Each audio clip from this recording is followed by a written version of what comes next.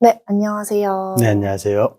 오늘 너무 경력이 화려해서 시간이 조금 모자랄 것 같은데 먼저 간략히 자기소개 한번 부탁드리겠습니다. 반갑습니다. 황희섭 대표입니다. 화려하던 말이 조금 부끄럽긴 한데요. 저는 광고 대행사에서 크리에이티브 디자이너로 활동을 하다가 바른손 그룹에서 베니건스 외 F&B 브랜드들 디자인을 총괄했고, 이후에 지행그룹에서 굽네 치킨을 담당을 했었습니다. 이후에 또 CJ로 넘어가서 CGV라는 브랜드의 마케팅 본부 파트장으로 근무를 했었고요. 이후에 회사를 그만두고 여러분들이 아시는 프라닭 치킨을 브랜딩하고 창업하였습니다. 지금은 지분을 매각하고 홍콩에서 K셰프 스토리라는 브랜드를 런칭해서 현재 사무점까지 오픈 운영도 하고 있고요. 국내에서는 브랜드 컨설팅 일을 맡아서 하고 있습니다. 프라닭이 처음에 세상에 나올 때 브랜드 컨셉에 많은 분들이 신선한 충격을 받았다고 하는데요. 어떠한 생각으로 브랜딩을 하셨는지 궁금합니다. 전 참 운이 좋았던 것 같습니다. 광고 대행사, 프랜차이즈 회사, 대기업인 바르손그룹에서 많은 경험을 쌓을 수 있었고요. 특히 CJ에서 많은 프로젝트를 경험하고 협업하면서 금액으로는 환산할 수 없는 소중한 경험들을 많이 한 것 같아요. 특히 CJ에서 당시에는 노희영 고모님, 그분이 만든 시스템 안에서 많은 경험을 쌓고 그게 저의 브랜딩, 마케팅을 함에 있어서 뿌리가 됐던 것 같습니다. 좀 더 구체적으로 당시 프라닭 패키지 디자인과 브랜드 컨셉은 상당히 파격적이었는데요. 어떻게 나오게 된 건지 말씀 한번 부탁드리겠습니다. 좀 철학적이긴 하나 존중과 가치에 중점을 뒀던 것 같습니다. 만드는 사람이 자기 음식을 하찮게 여기면 먹는 사람도 그렇게 대한다고 생각을 하는데요. 치킨이 단순한 야식이 아니라 고객에게 전하는 선물이길 바랬습니다.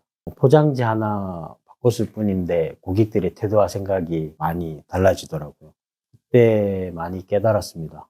맛만큼이나 중요한 게 보여지는 가치, 브랜딩이구나. 그 철학은 지금까지 제가 하는 일에도 그대로 적용되고 있습니다. 또 저의 작은 재능이긴 하지만 그 철학을 저는 직접 디자인까지 할 수 있는 재능을 가지고 있습니다. 그러다 보니까 이 많은 철학, 생각, 아이디어를 힘들지 않고 즐겁게 직접 고민하고 설계하고 만들었던 당시 기억이 떠오릅니다. 네, 이미 많은 경험과 성공을 거두셨는데 편안한 길을 두고 왜 굳이 스타트업, 그것도 블록체인 시장에 뛰어드셨는지 한번 여쭤봅니다. 조금의 여유를 가진 뒤에 많은 생각을 했었습니다. 그러다 보니 좀 불편한 진실이 보이기 시작했어요. 자영업자 100만 폐업 시대, 사장님들은 쉬는 날 없이 매일 힘들게 부어라 일을 하는데 돈은 벌지 못하는 각종 플랫폼과 잘못된 구조의 본사는 엄청난 영업이익을 가지고 가고 있는데 실질적으로 자영업자, 가맹점주님들은 돈을 벌지 못하는 상황이 이어지고 있습니다. 이 기울어진 운동장을 보면서 많은 자괴감을 느꼈었습니다. 과연 누구를 위한 브랜딩일까? 내가 가진 노하우와 브랜딩 능력으로 이 구조를 바꿀 수는 있을까? 고민하던 찰나에 RWA, 실물 연계 자산이라는 기술을 접하게 됐고, 이게 제가 생각하는 F&B의 불합리한 유통 구조를 해결할 수 있는 새로운 시대의 열쇠라고 생각이 들었습니다. 수많은 프로젝트 중 왜 하필 펑크비즘 홀딩스와 손을 잡으셨나요? 심플합니다. 진정성과 기술입니다. 펑크비즘의 황영희 대표를 만났을 때 보통 블록체인 하면 코인을 팔아서 한탕하려는 사람들이 많이 있습니다. 펑크비즘은 진짜 실물 경제를 살리겠다는 명분이 확실했습니다.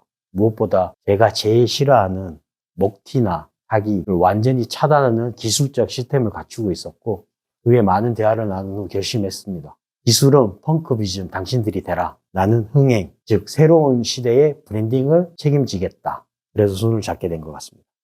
이번에 펑크비즘 RWA 컨소시엄을 결성하셨습니다. TPI 인사이트와 황인석 대표, 그리고 펑크비즘, 이 셋의 조합은 어떤 효과를 내나요? 심플하게 설명드리면 완벽한 시너지의 구성입니다. TPI 인사이트는 국내 최고의 원가 분석 기업입니다. 칼같이 데이터를 분석해서 이 매장이 진짜 돈을 버는지, 이 브랜드가 수익이 나는지 검증을 하고요. 저는 그 위에 어떻게 해야 사람들이 열광할지 브랜딩을 입힙니다. 마지막으로 펑크비즘이 자금을 대고 환경을 만들어줍니다. 데이터 검증, 브랜드 기획, 자본 공급, 이 세 가지가 하나로 돌아가는 구조는 대한민국이 아닌 아마 전 세계 F&B 시장에서 유일하지 않을까 생각이 듭니다. 대표님의 역할이 브랜드 선정위원장 혹은 총괄 디렉터라고 들었는데 어떤 기준으로 브랜드를 뽑으시는 건지. 기준은 딱 두 가지입니다.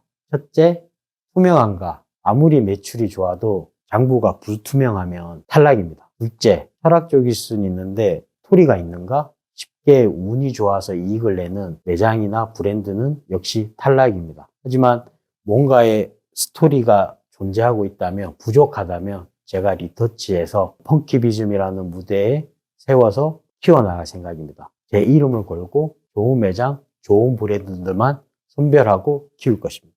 네, 첫 번째 목표로 F&B 기울어진 균형을 바로잡겠다. 이걸로 알고 있는데 구체적으로 설명 한번 부탁드리겠습니다. F&B 대표적인 사업 구조 중에 프랜차이즈는 과거에는 본사와 매장이 함께 윈을 할 수 있는 균형이 잡혀져 있었습니다. 브랜드와 기술을 본사가 가지고 있고 그 브랜드를 가맹점이 운영하면서 함께 수익을 낼 수 있었죠. 하지만 시간이 점점 지나면서 그 균형이 기울어지기 시작했습니다. 특히 가맹점주가 많이 힘들어졌죠. 배달 플랫폼, 인건비 상승, 원재료 상승 등 수익 리스크가 많이 발생을 했는데요. 본사보다는 가맹점주에게 이 비중이 높게 돌아가고 있습니다. 가맹점이 수익을 너무 마이너스인 상황인데도 본사는 수익을 가져가고 있는 이 기이한 현상, 현재 일어나고 있고, 저 혼자서는 이 구조를 개선하기 힘들겠지만 펑키비즘의 서포터를 받으면 할 수 있겠다라는 확신이 들었습니다. 펑키비즘의 세상의 불균형을 바로잡겠다라는 이념과도 똑같은데요. 그래서 많은 대화를 나누고 많은 고민을 하고 함께 하게 된 것 같습니다. 자영업자의 수익 부분 이외에도 다양한 아이디어를 생각하고 있다고 들었습니다. 한번 말씀해 주시죠. 기존의 시장을 바꾸겠다기보다는 좀 더 개선을 해보려고 합니다. 현재 대한민국 자영업자는 1년 중 며칠 쉬지도 못하고 일을 하고 있습니다. 누군가의 아버지일 수도 있고 누군가의 자식일 수도 있는데 그분들이 개인적 시간조차 가지지 못하고 일을 해서 가져가는 수익은 정말 거의 처참한 지경인데요. 자영업자가 휴일과 휴가를 보낼 수 있는, 가족과 함께 시간을 보낼 수 있는 브랜드와 시스템을 개발 중에 있습니다. 지금 여기서 다 말씀을 드릴 수는 없는 점 좀 이해 부탁드리겠습니다. 올 상반기 브랜드 테스트 매장을 오픈할 계획이 잡혀 있다는 것까지만 말씀드리겠습니다. 자영업자가 휴일과 휴가 등으로 가족과 함께 시간을 보낼 수 있다. 제가 아는 정보 안에서는 불가능하다고 생각하는데 이게 정말 실현 가능한 일인가요? 저도 처음 도전해보는 지도긴 하나 벌써 70% 이상 브랜드와 시스템이 개발 완료 상태입니다. 주방 없는 F&B 시스템, 휴일과 휴가가 가능한 매장 운영 방식, 마무리 준비가 지금 한창인데요. 곧 펑크비즘과 함께 오픈 및 시작을 할 예정입니다. 기대해 주세요.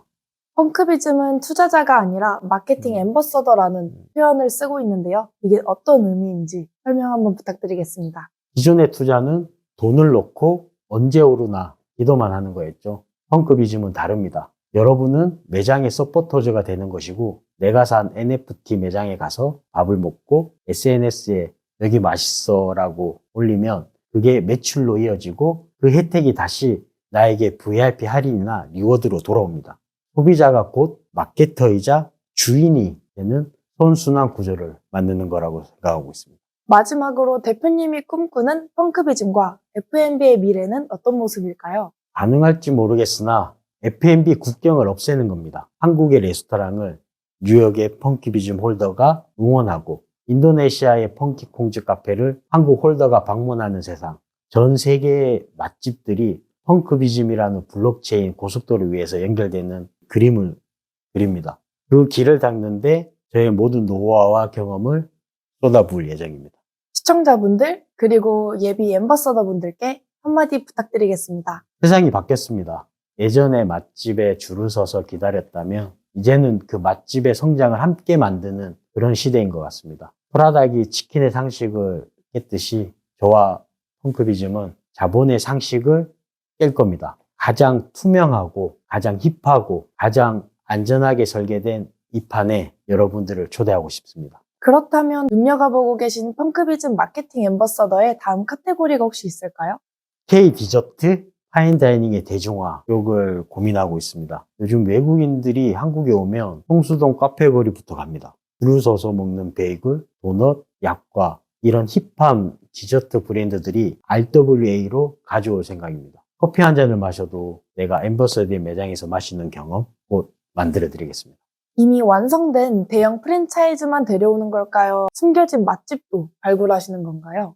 후자가 더 재밌죠? 이미 다 큰 기업보다는 원석을 찾는 게 제 전문입니다. 맛은 기가 막힌데 브랜딩이 약해서 혹은 자금이 부족해서 뜨지 못하고 있는 골목 식당들, 그것을 제가 찾아내서 브랜딩하고 펑크비즘 자금을 태워서 전국구 맛집으로 키우는 거, 그게 진짜 밸류업이라고 생각하고 있습니다.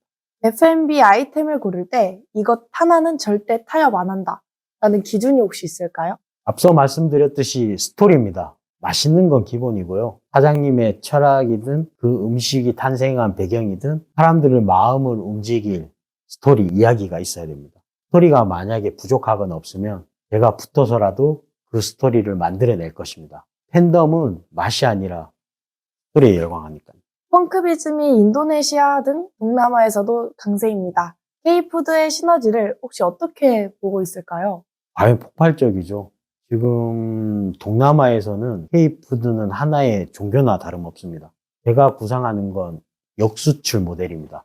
우리 컨소시엄에서는 검증된 한국의 김밥, 떡볶이, 치킨 브랜드를 동남아, 홍콩 등 거점 도시에 진출시키는 거죠. 한국의 홀더는 로얄티를 받고 현지 홀더는 매장을 즐기고, 이게 바로 블록체인 프랜차이즈의 미래라고 생각합니다. 반대로 해외의 맛있는 브랜드가 유치가 혹시 될 수 있을까요? 당연합니다. 일본의 장인 라멘집, 베트남의 로컬 쌀국수집, 그들이 한국에 진출하고 싶을 때 펑크비즘이 교두보가 될 겁니다. 우리는 단순한 투자 플랫폼이 아니라 글로벌 F&B, 국경을 없애는 관문을 목표로 하고 있습니다. 마지막으로 지금 이 영상을 보고 계신 전국의 실력 있는 자영업자분들, 사장님들께 한마디 부탁드리겠습니다. 1년 365일 쉼없이 일하고 배달앱 수수료에 임대료에 직원들 급여 걱정에 밤잠 설치고 통장에 남는 건 없는데 돈 사는 배가 부르고 노력과 고생에 비해 너무 불합리하죠. 진정성 있는 맛과 열정만 가지고 오십시오. 자금은 펑크비즘이, 브랜딩은 제가 책임지겠습니다. 사장님들의 가게를 혼자가 아닌 우리가 함께 큰 꿈을 만들어 드리겠습니다. 네, 오늘 인터뷰 정말 고생 많으셨습니다. 감사합니다. 고생하셨습니다.